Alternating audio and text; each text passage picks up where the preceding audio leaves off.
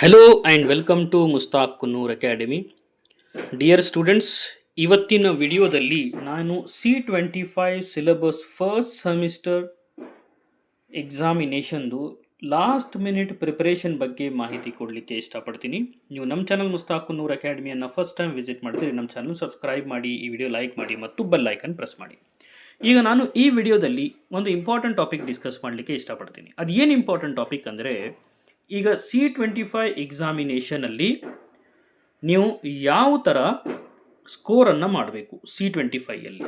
Okay, ಯಾವ ಥರ score ಮಾಡಬೇಕು, ಅದು BLD ಕೋ ಸಬ್ಜೆಕ್ಟ್ ಆಗಿರಲಿ ಅಥವಾ DE1 ಆಗಿರಲಿ ಅಥವಾ WSP ಆಗಿರಲಿ, CM ಆಗಿರಲಿ, CME1 ಆಗಿರಲಿ, ಈ ಟಿಪ್ಸ್ ನೀವು ಫಾಲೋ ಮಾಡಿದರೆ ನಿಮಗೆ ಎಕ್ಸಾಮಲ್ಲಿ ಒಳ್ಳೆ ಮಾರ್ಕ್ಸ್ ತೊಗೊಳ್ಳಿಕ್ಕೆ ಹೆಲ್ಪ್ ಆಗುತ್ತೆ. ನಂಬರ್ 1, ಈಗ ನಮ್ಗೆ ಗೊತ್ತಿರುವಂಗೆ we have 4 sections here. Section ABCD ಯಲ್ಲಿ ನಮ್ಗೆ ಗೊತ್ತಿದೆ, ಇದರಲ್ಲಿ 20 ಮಾರ್ಕ್ಸ್ ಬರುತ್ತೆ, ಇದರಲ್ಲಿ 15, 25 ಮತ್ತು 30 ಮಾರ್ಕ್ಸ್ ಬರುತ್ತೆ. ಅಂದರೆ ಮ್ಯಾಕ್ಸಿಮಮ್ A ಮತ್ತು C ಯಲ್ಲಿ ನೀವು ಮ್ಯಾಕ್ಸಿಮಮ್ ಸ್ಕೋರ್ ಮಾಡಬಹುದು.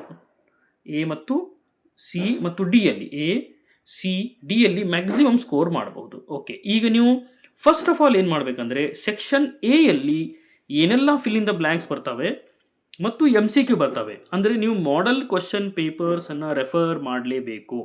All previous model question papers. ಈಗ ಅದರ ಸಲುವಾಗಿ ನಾವು ನೋಡಬಹುದು, ನೀವು ನಮ್ಮ ಚಾನಲ್ ಪ್ಲೇಲಿಸ್ಟಿಗೆ ಬಂದರೆ ನಾನು ಎಲ್ಲ ಮಾಡೆಲ್ ಕ್ವಶನ್ ಪೇಪರ್ಸನ್ನು ಸಾಲ್ವ್ ಮಾಡಿದ್ದೀನಿ, ನಿಮ್ಮ ಸಲುವಾಗಿ ಸಾಲ್ವ್ ಮಾಡಿದ್ದೀನಿ.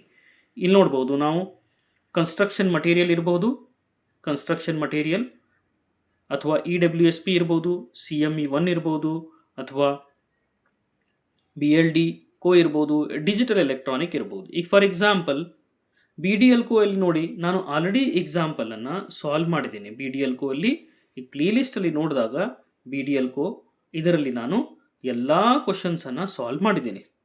ಈಗ ನೀವೇನು ಮಾಡಬೇಕಂದ್ರೆ, ಇವೆಲ್ಲ ಕ್ವಶನ್ಸದ್ದು ಆನ್ಸರ್ ರೆಫರ್ ಮಾಡಿ, ಡೋಂಟ್ ಲೀವ್ ದಿಸ್. ಯಾಕಂದರೆ ಮ್ಯಾಕ್ಸಿಮಮ್ ಕ್ವಶನ್ಸ್ ಇದರಿಂದ ರಿಪೀಟ್ ಆಗೋ ಪಾಸಿಬಿಲಿಟಿ ಇದೆ.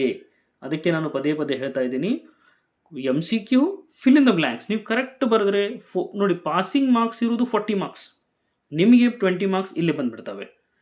ನಂತರ ಈಗ ಅದಾದ ನಂತರ ನೀವು ಅದೇ ರೀತಿ DE1 ಡಿಜಿಟಲ್ ಎಲೆಕ್ಟ್ರಾನಿಕ್ಸ್ 1 ಕೂಡ ಪಾಸಿಂಗ್ ಪ್ಯಾಕೇಜನ್ನು ನಾನು ಮಾಡಿದ್ದೀನಿ. ಇದರಲ್ಲಿ ಕೂಡ section A with answer, previous model question papers with ಆನ್ಸರ್ಸನ್ನು ನಾನು ಇಲ್ಲೇ ಮಾಡಿದ್ದೀನಿ. This is digital electronic. ಅದೇ ರೀತಿ ಈಗ CME1 ಕೂಡ ಕಾನ್ಸೆಪ್ಟ್ಸ್ ಆಫ್ ಮೆಕ್ಯಾನಿಕಲ್ ಇಂಜಿನಿಯರಿಂಗ್, ಅದರದ್ದು ಕೂಡ ನಾನು ಪಾರ್ಟ್ ಎದು ಕ್ವಶನ್ಸನ್ನು ನಾನು ಡಿಸ್ಕಸ್ ಮಾಡಿದ್ದೀನಿ. Year it is 20 marks. 20 marks ಇದರಲ್ಲಿ ಕೇಳ್ತಾರೆ. ರಿಪೀಟೆಡ್ ಮಾಡೆಲ್ ಕ್ವಶನ್ ಪೇಪರ್ಸ್ ಮತ್ತು EWSPನೂ ಕೂಡ, ಕನ್ಸ್ಟ್ರಕ್ಷನ್ ಆಫ್ ಮಟೀರಿಯಲು ಕೂಡ ಮಾಡಿದ್ದೀನಿ ಮತ್ತು EWSPನೂ ಕೂಡ ನಾನು ಇಲ್ಲೇ ಪಾಸಿಂಗ್ ಪ್ಯಾಕೇಜನ್ನು ಮಾಡಿದ್ದಿದೆ. ಈಗ EWSPನೂ ಕೂಡ ನಾನು ಮಾಡಿದ್ದಿದೆ ಪಾಸಿಂಗ್ ಪ್ಯಾಕೇಜ್. ಇದರಲ್ಲಿ ನಾವು ನೋಡಬಹುದು 20 marks fill in the blanks, ಅದನ್ನು ನಾನು ಮಾಡಿದ್ದೀನಿ. ಈಗ ನೆಕ್ಸ್ಟ್ ಏನು ಮಾಡಬೇಕಂದ್ರೆ, ನೀವು ಪಾರ್ಟ್ C ಮತ್ತು ಪಾರ್ಟ್ D ಯಲ್ಲಿ ಇಂಪಾರ್ಟೆಂಟ್ ಕ್ವಶನ್ಸ್ ಏನಿದ್ದಾವೆ ಅವೆಲ್ಲ ನೀವು ಬಿಡಬಾರ್ದು. ಪಾರ್ಟ್ C ಮತ್ತು ಪಾರ್ಟ್ D ಯಲ್ಲಿ ರಿಪೀಟೆಡ್ ಕ್ವಶನ್ಸ್ ಇದ್ದಾವೆ, ಮಾಡೆಲ್ ಕ್ವಶನ್ ಪೇಪರ್ಸನ್ನು ರೆಫರ್ ಮಾಡಿಬಿಟ್ಟು ಅದು ಕೂಡ ನಾವು ಇಲ್ಲಿ ಪಾಸಿಂಗ್ ಪ್ಯಾಕೇಜನ್ನು ಮಾಡಿದ್ದಿದೆ.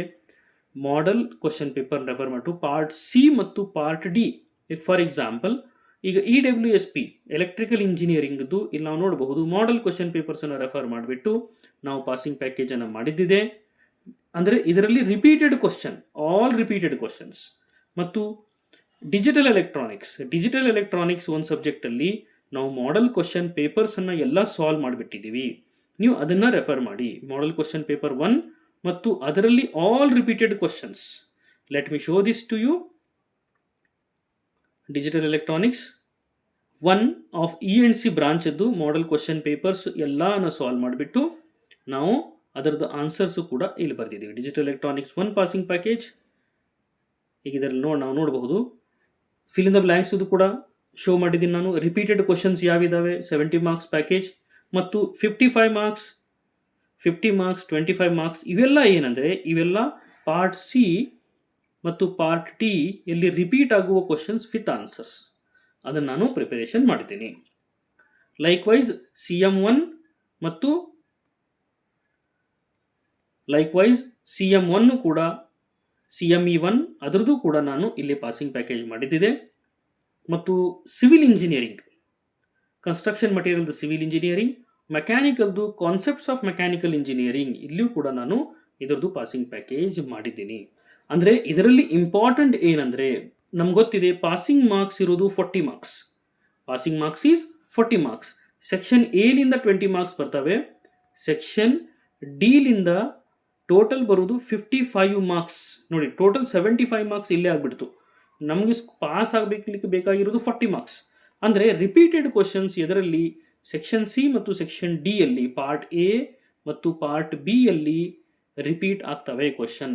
ಎದರಲ್ಲಿಂದ ರಿಪೀಟ್ ಆಗೋ ಪಾಸಿಬಿಲಿಟಿ ಇದೆ? ಮಾಡೆಲ್ ಕ್ವಶನ್ ಪೇಪರ್ಸ್ಲಿಂದ ರಿಪೀಟ್ ಆಗೋ ಪಾಸಿಬಿಲಿಟಿ ಇದೆ.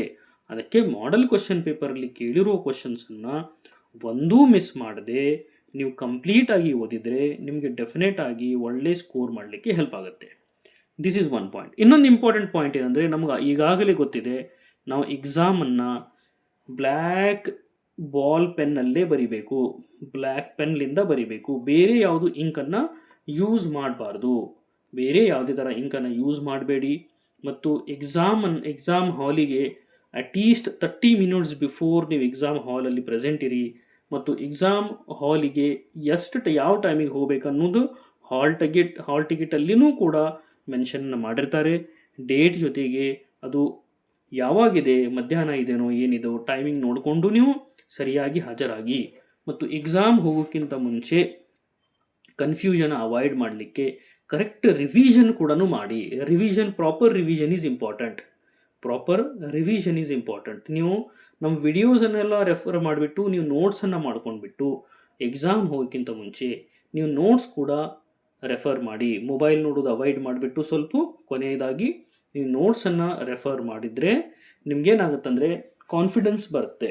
ಮತ್ತು ಎಕ್ಸಾಮಲ್ಲಿ ಇನ್ನೊಂದು ಟಿಪ್ ಏನಂದರೆ, ಇಂಪಾರ್ಟೆಂಟ್ ಆಗಿ, ಈಗ ನೀವು ಫಿಲ್ ಇನ್ ದ ಬ್ಲ್ಯಾಂಕ್ಸ್ ಮತ್ತು MCQ ಇದು ನೀವು ಫಸ್ಟ್ ಟೈಮ್ ಏನು ಆನ್ಸರ್ ಬರೀತೀರಿ ಅದನ್ನಷ್ಟೇ ಕನ್ಸಿಡರ್ ಮಾಡ್ತಾರೆ. ಇದು ನೆನಪಿರಲಿ, ಫಸ್ಟ್ ಟೈಮ್ ಏನು ಆನ್ಸರ್ ಬರೀತೀರಿ ನೀವು ಅದಷ್ಟೇ ಕನ್ಸಿಡರ್ ಮಾಡ್ತಾರೆ. ಅದನ್ನು ಮತ್ತೆ ರಿಪೀಟ್ ಬರಲಿಕ್ಕೆ ಹೋದರೆ ಅದನ್ನು ಕನ್ಸಿಡರ್ ಮಾಡೋ ಸಾಧ್ಯತೆ ಇಲ್ಲ.